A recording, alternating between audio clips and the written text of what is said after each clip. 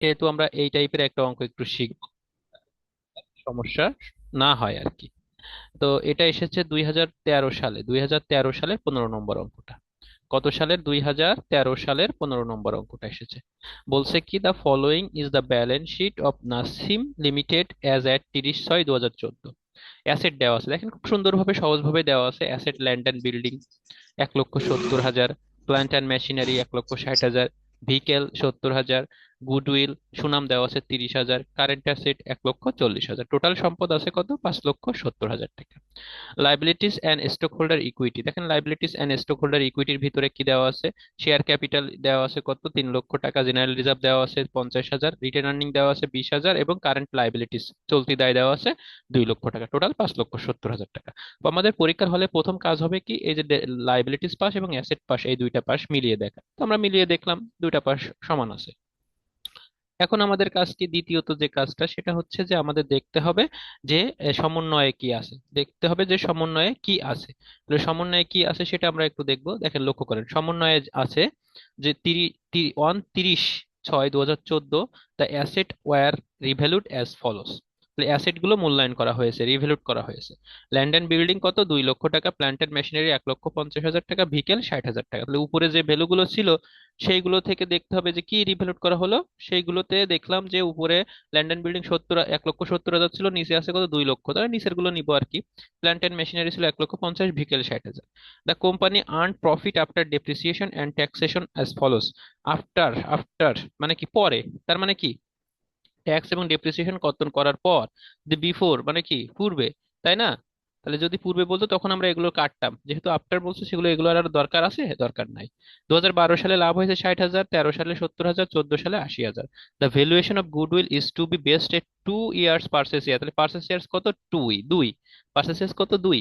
Of super profit method, কোন method? Goodwill valuation করতে হবে সুপার প্রফিট মেথডে। দেখেন, আমি গতদিনও বলেছি যে 99% বা 90% অঙ্কে সুপার প্রফিট মেথডটাই আছে। It is considered that 10% is a reasonable return on net tangible asset. Calculate the goodwill of the company. The goodwill of the company, goodwill নির্ণয় করতে হবে।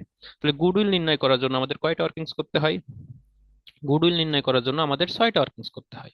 কয়টা ওয়ার্কিংস করতে হয়? গুডউইল নির্ণয় করার জন্য 6টা ওয়ার্কিংস করতে হয়। মাথায় রাখতে হবে কয়টা ওয়ার্কিংস করতে হয়। 6টা ওয়ার্কিংস না, স্টেপ, সরি 5টা স্টেপ করতে হয়। এই 5টা স্টেপ পরে যে আমাদের কি বের হয়? গুডউইলটা বের হয়। সেই 5টা স্টেপ কি? দেখেন, এক নজরে দেখে নেন সেই 5টা স্টেপটা। 1 নম্বর স্টেপের নাম কি? দেখেন, 1 নম্বর স্টেপের নাম হচ্ছে, এই যে দেখেন এখানে বলে দিয়েছি, 1 নম্বর স্টেপের নাম হচ্ছে calculation. Step on calculation for capital employed, মুখস্থ রাখতে হবে ক্যাপিটাল এমপ্লয়েড। সূত্রর ক্লাস কিন্তু আপলোড করে দিয়েছি, এবং গতদিন আমি ভিডিও গ্রুপে শেয়ার পর্যন্ত করে দিয়েছি, যে এখানে যতগুলো ভিডিও আছে সবগুলো আপনারা দেখে দেখে খাতায় নোট করে ফেলবেন। 1 নম্বর স্টেপ, স্টেপ 2 হচ্ছে এভারেজ ক্যাপিটাল এমপ্লয়েড। এই যে 2 নম্বর স্টেপ হচ্ছে কি? Average capital employed. এরপর হচ্ছে 3 নম্বর স্টেপ। দেখেন 3 নম্বর স্টেপটা কি?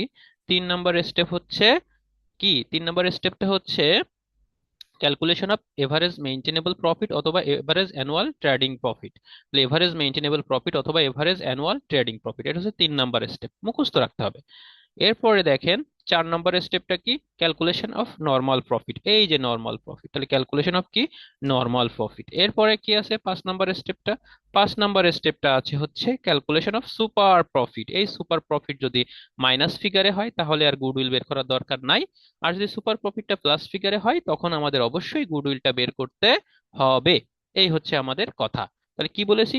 যদি সুপার প্রফিটটা 5 নম্বর স্টেপটা মাইনাস ফিগারে বের হয় তাহলে আর গুডউইল বের করা লাগবে না। কিন্তু যদি 5 নম্বর স্টেপ সুপার প্রফিটটা প্লাস ফিগারে হয় তাহলে আমাদের গুডউইলটা অবশ্যই স্টেপ বের করতে হবে। আসুন আমরা সমাধানে চলে যাব। তাহলে step on calculation of capital employed, এর ভিতরে আসি কি? Present value of all asset. তাহলে বর্তমান মূল্য, অল অ্যাসেটের কোন মূল্য? বর্তমান মূল্য। তো শখের ভিতরে যেটা আছে সেটা হচ্ছে 2013 সাল, আর সমন্বয়ে যেটা ছিল সেটা 2014 সাল। তো দেখেন, ছকের ভিতরে যেটা ছিল সেটা হচ্ছে 2013 সাল, আর যেটা আমরা এই যে 29/6/2014, তার মানে কি? ধরে নিলাম 30/6/2014, এটা 30 তারিখ, তার মানে 14 সালের শেষ তারিখ। আর শখের ভিতরে যেটা আছে সেটা ধরে নিলাম এটা 14 সালের শুরুতে। তার মানে ওপেনিং কোনটা, প্রেজেন্ট কোনটা, বর্তমান কোনটা? যেটা সমন্বয়ের ভিতরে আছে এটাই হচ্ছে বর্তমান। তাহলে যদি কোনো সম্পত্তির দুইটা মূল্য থাকে, একটা ছকের ভিতরে আর একটা সমন্বয়ে, তাহলে আমরা কোনটা গ্রহণ করব? সংক্ষেপে সমন্বয়েরটা গ্রহণ করব। আচ্ছা, তাহলে আসুন, সকল সম্পত্তি প্রেজেন্ট ভ্যালু অফ অ্যাসেট, তাহলে প্রেজেন্ট ভ্যালু নিব। ভাইয়া দেখ তো দুইটা একই দেওয়া। ডেট দুইটা একই দেওয়া কোথায়? বলছে the following is the balance sheet of Nasima limited as 30/6/2014। 30/6/2014 সালে একটা ব্যালেন্স শিট দেওয়া আছে, আর নিচে সমন্বয় আছে 30/6/2014 সালে আর একটা সমন্বয় আছে। তো আমি কি বললাম? আমি বললাম যদি কখনো এইরকম দেখা যায় যে দুইটাই একই ডেট বা দুইটাই একই সাল, কোনো কিছু বুঝতে পারতেছি না কোনটা আগের কোনটা পরের, তাহলে সেই ক্ষেত্রে কি করব? যে সমন্বয়ে যে টাকাটা থাকবে সম্পদ সম্পর্কে, সেই টাকাগুলোই আমরা প্রেজেন্ট ভ্যালুটা ধরবো। ক্লিয়ার? তাহলে কি বললাম? সমন্বয়ে যে টাকাটা থাকবে সেই টাকাটাই আমরা প্রেজেন্ট ভ্যালু ধরবো। কি ধরবো? Present value. আর যদি সমন্বয়ে না থাকে তাহলে শখের ভিতর যেটা থাকবে সেটাই। যদি সমন্বয়ে না থাকে তাহলে শখের ভিতরে যেটা থাকবে সেটাই। ক্লিয়ার? যেগুলো জি সমন্বয়, ভাইয়া। okay, যেগুলো সমন্বয়ে আছে সেগুলো সমন্বয়ের, যেগুলো সমন্বয় নেই সেগুলো শখের ভিতরে যা আছে তাই। তাহলে প্রথম থেকেই আমরা আবার শুরু করি, ল্যান্ড অ্যান্ড বিল্ডিং। দেখেন, তাহলে প্রথমে কি আছে? ল্যান্ড অ্যান্ড বিল্ডিং কত? 1,70,000। এই এখানে আমি একটু, ওকে, তাহলে দেখেন প্রথমে কি আছে? Land and building. এই ল্যান্ড অ্যান্ড বিল্ডিং আছে 1,70,000, কিন্তু সমন্বয়ে ল্যান্ড অ্যান্ড বিল্ডিং ছিল কত? 2,00,000 টাকা। স্টেপ অন সুন্দর করে এভাবে লিখবো, ক্যালকুলেশন অফ ক্যাপিটাল এমপ্লয়েড। তাহলে প্রেজেন্ট ভ্যালু অ্যাসেট, তাহলে present value asset land and building সমন্বয়ের টাকা 2,00,000। প্লান্ট অ্যান্ড মেশিনারি, দেখেন প্লান্ট অ্যান্ড মেশিনারি সম্পর্কে সমন্বয় ছিল 1,50,000, তাহলে উপরের 1,60,000 টাকার আর কোনো ভ্যালু নাই। তাহলে প্লান্ট অ্যান্ড মেশিনারি এই যে 1,50,000 টাকা, যেহেতু প্রেজেন্ট ভ্যালু নিলাম। তারপরে কি আছে? ভিকাল। ভিকাল আছে কি? ভিকাল আছে হচ্ছে 70,000 টাকা, সমন্বয়ে ভিকাল আছে কত? এই যে 60,000 টাকা, তাহলে সমন্বয়টা নিব ভিকাল এই যে 60,000 টাকা, যেহেতু প্রেজেন্ট ভ্যালু। এরপর আছে গুডউইল। গুডউইল যদি অ্যাট কস্ট বলা থাকে সেক্ষেত্রে নিতে হয়, আর অ্যাট কস্ট বলা না থাকলে নেওয়া যায়। সূত্র সুন্দর করে মনে রাখতে হবে। ঠিক আছে, সূত্রের ক্লাসটা সুন্দর করে করে ফেলবেন। তাহলে এখানে গুডউইলটা অ্যাট কস্ট বলা নাই, এ কারণে আমরা নিলাম না। অ্যাট কস্ট বলা থাকলে আমরা অবশ্যই সেটা সম্পদে নিতাম। ওকে, এবার আসেন কারেন্ট অ্যাসেট। তাহলে কারেন্ট অ্যাসেট কত আছে? 1,40,000। এই দেখেন কারেন্ট অ্যাসেট 1,40,000, এখানে সরাসরি নিয়ে নিলাম কারণ এর সম্পর্কে সমন্বয় কিছু নাই। তো টোটাল সম্পদগুলো যোগ করো, 2,00,000, 3,50,000, আর 6, 4,10,000, আর 5,00,000, 5,50,000। টোটাল অ্যাসেট কত? 5,50,000 লিখলাম। Total asset 5,50,000। প্রত্যেকের কাছে সলিউশন আছে, ব্যতিক্রম 2013 সালের 15 নম্বর অঙ্ক বের করে সুন্দর করে মিলাই মিলাই দেখেন এবং আমার কথাগুলো শোনেন। আমি এই ক্লাসের রেকর্ডিং তো অবশ্যই দিব। ঠিক আছে, কারণ কি এই নিয়মের অঙ্ক তো আর বারবার করানো সম্ভব না, সময় যেহেতু আমাদের অল্প, মাত্র 31 তারিখে পরীক্ষা। এরপর দেখেন, তাহলে present value of all asset পেয়ে গেলাম। এখান থেকে এবার কি করতে হবে? কারেন্ট লাইবিলিটিসটা বাদ দিতে হবে, শুধুমাত্র কি বাদ দিতে হবে? কারেন্ট লাইবিলিটিসটা। তো কারেন্ট লাইবিলিটিস কোথায় আছে? এই যে ইকুইটি শেয়ার, এটা কি কারেন্ট লাইবিলিটিস না? জেনারেল রিজার্ভ কারেন্ট লাইবিলিটিস না? রিটেন আর্নিং কারেন্ট লাইবিলিটিস না? এই যে কারেন্ট লাইবিলিটিস সরাসরি দেওয়া আছে কত? 2,00,000 টাকা। এই যে আমরা কারেন্ট লাইবিলিটিস সরাসরি নিয়ে নিলাম 2,00,000 টাকা। তাহলে 5,50,000 অ্যাসেট থেকে আমরা 2,00,000 বাদ দিলাম, দিলে থাকে কত? 3,50,000। এটার নাম কি? Capital employed. এটার নাম কি? Capital employed. ক্লিয়ার? জি ভাইয়া। এবার আসেন step number 2, average capital employed. Average capital employed, average capital এমপ্লয়েডের সূত্র তো আমাদের আছে, সূত্র তো আমরা ফলো করব। সেই সূত্র অনুযায়ী প্রথমে কি লাগবে? ক্যাপিটাল এমপ্লয়েড লাগবে। দেখেন calculation of average capital employed.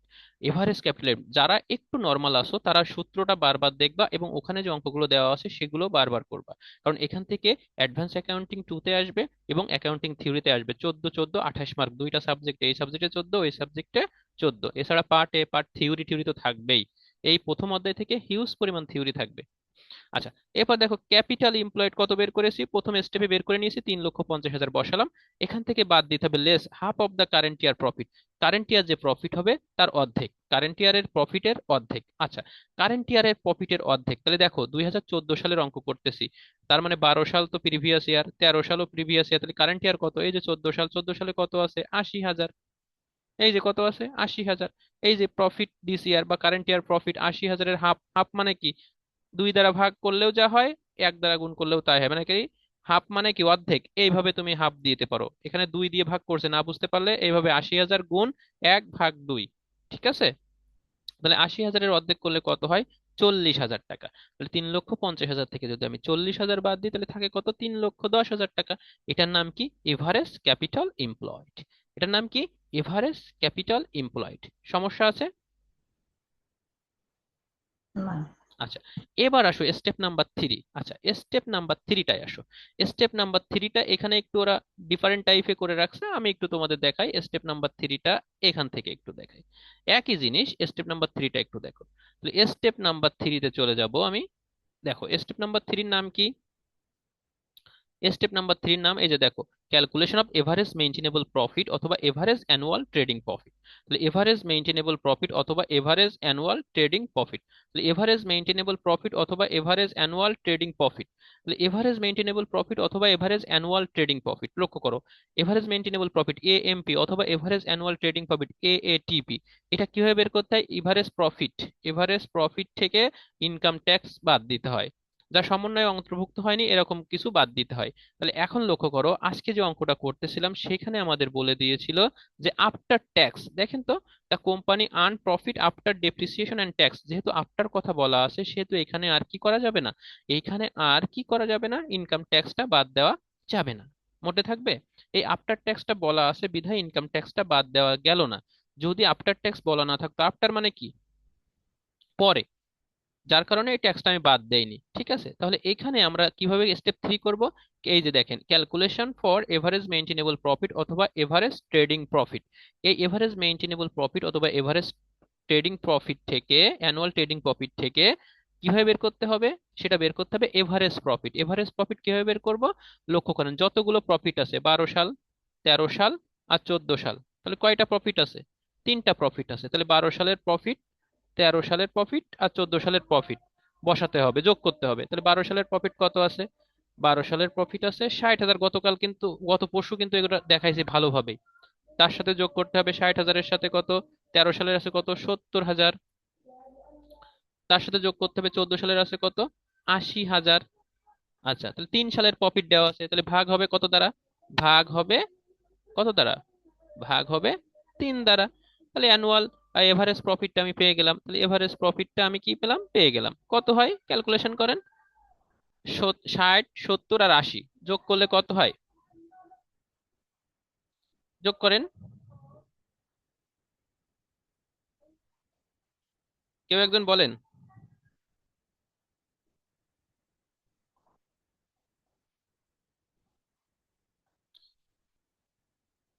2,10,000 তাকে ভাগ দিব কত দ্বারা? যেহেতু 3 বছরের প্রফিট, 3 দ্বারা ভাগ দিব।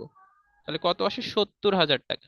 এই যে দেখেন, 70,000 টাকা। এরা এটা ছকে দেখায়নি, এরা এটা সরাসরি বসাই দিয়েছে ওখানে ব্যতিক্রমে। তাহলে 70,000 টাকা আমি পেয়ে গেলাম। তাহলে এভারেজ মেইনটেনেবল প্রফিট অথবা অ্যানুয়াল ট্রেডিং প্রফিট কত?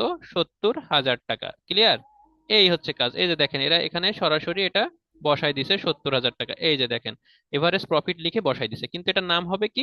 Calculation of average maintainable profit অথবা average annual trading profit. Step 3 নামে এই নামটা লিখে ছকের ভিতরে এভারেজ প্রফিট, যেহেতু এখানে আফটার ট্যাক্স বলা আছে এই জন্য ট্যাক্স রেট বাদ দেওয়ার আর কোনো দরকার হয়নি। তাহলে এটা আমরা সুন্দর করে 60,000, 70,000, 80,000, 3 বছরের প্রফিট ছিল, যোগ করলাম, 3 দ্বারা ভাগ করলাম, তাহলে কত পেলাম অ্যান্সার? 70,000 টাকা। সমস্যা আছে স্টেপ 3 নিয়ে, শিলা আপা, না ভাইয়া। শ্রাবণী আপা, ফয়সাল ভাই, রানী আপা, কারো সমস্যা আছে থাকলে বলবেন প্লিজ। পরের টুকুতে যাব, পরের স্টেপে। ভাইটা আরেকবার একটু বলে দেন। আচ্ছা, তাহলে এভারেজ মেইনটেনেবল প্রফিটটা দেখেন, এভারেজ মেইনটেনেবল প্রফিটটা কিভাবে বের করব? স্টেপ 3, এভারেজ মেইনটেনেবল প্রফিট অথবা এভারেজ অ্যানুয়াল ট্রেডিং প্রফিট। আপনাদের ওই স্টেপ 3-তে যা লেখা আছে তার পাশে সুন্দর করে এটা লিখে নেন, calculation of average maintainable profit. আপনাদের বইতে লিখবেন, খাতায় না, ওই ব্যতিক্রম বইতে এই স্টেপ 3-র পাশে সুন্দর করে লিখে নেন calculation of average maintainable profit অথবা এভারেজ অ্যানুয়াল ট্রেডিং প্রফিট, এএটিপি। তাহলে এটা বের করব কিভাবে? এভারেজ প্রফিট থেকে ট্যাক্স এবং যে সমস্ত সমন্বয়গুলো হিসাবভুক্ত হয়নি সেইগুলো নিব। তাহলে এখান থেকে এভারেজ প্রফিটটা আগে বের করতে হবে। ট্যাক্স তো আজকে লাগবে না, কারণ কি? কারণ এখানে বলছে the company earn profit after depreciation and tax, এই কথাটুকু বলছে, আফটার ট্যাক্স বলছে বিধায় আমি আর ট্যাক্স দেখাবো না। যদি আফটার ট্যাক্স না বলা থাকতো তাহলে আমি ট্যাক্স 40% ধরে নিতাম, যদি ট্যাক্স রেট দেওয়া না থাকে তাহলে 40% ধরতে হয়, সেটা আমি ধরে নিতাম। যেহেতু আফটার কথা বলা আছে সেজন্য আমি আর ধরলাম না। তাহলে এভারেজ প্রফিট লাগবে শুধু। তাহলে এবারে সূত্রটা দেখবেন ভালোভাবে, স্টেপ 3 সূত্রটা ভালোভাবে আরেকবার দেখবেন। তাহলে এভারেজ প্রফিট, এভারেজ প্রফিট বলতে কি বোঝায়? যতগুলো প্রফিট আছে সব যোগ করব, যে কয় বছরের প্রফিট সেই বছর দ্বারা ভাগ দিব। তাহলে এখানে আমি দেখলাম যে 12 সাল, 13 সাল, 14 সাল, 3 বছরের প্রফিট আছে 60,000, 70,000 আর 80,000। তাহলে 60,000, 70,000, 80,000 যোগ করে 3 দ্বারা ভাগ করলে অ্যান্সার আসে 70,000 টাকা। এটাই হচ্ছে স্টেপ 3। ক্লিয়ার? এবার বুঝছেন? জি ভাইয়া। ওকে, আসুন তারপরেরটায় যাই। স্টেপ 3 শেষ। এবার আমরা যাব স্টেপ 4-এ। কোথায় যাব? Step number 4। আসেন স্টেপ নাম্বার 4-এ যাই। স্টেপ নাম্বার 4 এর নাম কি? Calculation of normal profit. দেখতে পাচ্ছেন step number 4, calculation of normal profit. Normal profit বের করার সূত্র কি? লক্ষ্য করেন, নর্মাল প্রফিট বের করার সূত্র হচ্ছে এই যে নর্মাল প্রফিট বের করার সূত্র, এভারেজ ক্যাপিটাল এমপ্লয়েড ভাগ এনআরআর। এনআরআর এর ফুল নাম কি? এনআরআর এর ফুল নেম কি বলেন? Normal rate rate of of return. Return. Okay, normal rate of return কোথায় দেওয়া আছে? এই যে দেখেন অঙ্কের ভিতরে দেওয়া আছে normal rate of return. Consider that 10% is the return. এই যে রিটার্ন, এই যে রিটার্ন কত পার্সেন্ট? 10%। এই জন্য এখানে নর্মাল রেট অফ রিটার্ন কত? 10%। ওকে, নর্মাল রেট অফ রিটার্ন আমি কত পার্সেন্ট ধরেছি? 10% ধরেছি। কেন? এখানে দেওয়া আছে, আমার ধরার কোনো প্রয়োজন নাই তো। এই যে return on net tangible asset 10%, consider that 10% reasonable return, 10%। ওকে, তাহলে এই 10% নিয়ে এবার আমি কাজ করি। তো 10% এনআরআর 10%। আর average capital employed step on a তো, স্টেপ 2 তে আমি এভারেজ ক্যাপিটাল এমপ্লয়েড বের করেছি। কত নম্বরে? স্টেপ 2 তে আমি এভারেজ ক্যাপিটাল এমপ্লয়েড বের করেছি। স্টেপ 2, এই যে দেখেন এভারেজ ক্যাপিটাল এমপ্লয়েড বের করেছি 3,10,000। তাহলে আমি এখানে 3,10,000 বের করেছি। তো 3,10,000-কে 10% করো, কত হয়? 31,000 টাকা। স্টেপ 4-এ নর্মাল প্রফিট পেয়ে গেলাম কত? 31,000। কিভাবে বের করলাম? এভারেজ ক্যাপিটাল এমপ্লয়েড এর সাথে নর্মাল রেট অফ রিটার্ন গুণ করলাম। এবারে আসেন স্টেপ 4-এর পরে আসেন স্টেপ 5। স্টেপ 5, স্টেপ 5 কি? Calculation of super profit. তাহলে সুপার প্রফিট বের করার সূত্র কি? Average maintainable profit minus normal profit. তাহলে average maintainable profit minus normal profit. তাহলে এভারেজ মেইনটেনেবল প্রফিট, এই যে স্টেপ 3-এর নাম কিন্তু আমি লিখে রাখতে বলেছি, এভারেজ মেইনটেনেবল প্রফিট। আমি যেটাকে শীটে দেখিয়ে দিলাম, আমি কিন্তু দেখিয়ে দিয়েছি শীটে যে এই ভুলটা যেন না হয়। আপনারা সুন্দর করে কেটে এটা কিন্তু কি করবেন? এই যে দেখেন এভারেজ মেইনটেনেবল প্রফিট নামে লিখে রাখবেন। তাহলে এভারেজ মেইনটেনেবল প্রফিট কত? 70,000। আর নর্মাল প্রফিট কত বের হয়েছে? 31,000। তাহলে 70 থেকে 31 বাদ দিলে থাকে কত? 39,000 টাকা। তাহলে এই হচ্ছে 39,000 টাকা। এবার আসেন আমাদের যেহেতু বলে দিছি শুরুতেই যে সুপার প্রফিট যদি প্লাস ফিগারে হয়, সুপার প্রফিট যদি প্লাস ফিগারে হয়, এই যে সুপার প্রফিট দেখেন 39,000 প্লাস ফিগার। তাহলে সুপার প্রফিট যদি প্লাস ফিগারে হয়, তাহলে আমাদের কি করতে হবে? আমাদের গুডউইলটা ক্যালকুলেশন করতে হবে। তাহলে সেই গুডউইলটা এখন আমরা কি করব? ক্যালকুলেশন করব। তাহলে গুডউইলটা ক্যালকুলেশন করি। গুডউইল বের করার সূত্র কি? সুপার প্রফিট মেথডে গুডউইল বের করার সূত্র হচ্ছে এই যে দেখেন সুপার প্রফিট মেথডে গুডউইল বের করার সূত্র সুপার প্রফিট গুণ purchase of year. Purchase of year কত? অঙ্কে বলেই দিছিল পারচেস অফ ইয়ার কত। এই যে দেখেন 2 পারচেস অফ ইয়ার, এই যে 2 পারচেস ইয়ার কত? 2। তাহলে পার্সেস অফ ইয়ার 2। তাহলে সুপার প্রফিট কত বেড়েছে? 39,000। তার সাথে 2 গুণ করো, করলে কত হয়? 78,000। তাহলে অতএব গুডউইল কত টাকা? 78,000 টাকা। এই ছিল 2013 সালের অঙ্কের সমাধান। এবার আপনারা প্রশ্ন করেন কোনটা আপনাদের কাছে কঠিন মনে হয়েছে? স্টেপ 1, 2, 3, 4, 5, 6 কোনটা? যদি কোনোটা কঠিন মনে না হয়, তাহলে আপনারা কি করবেন?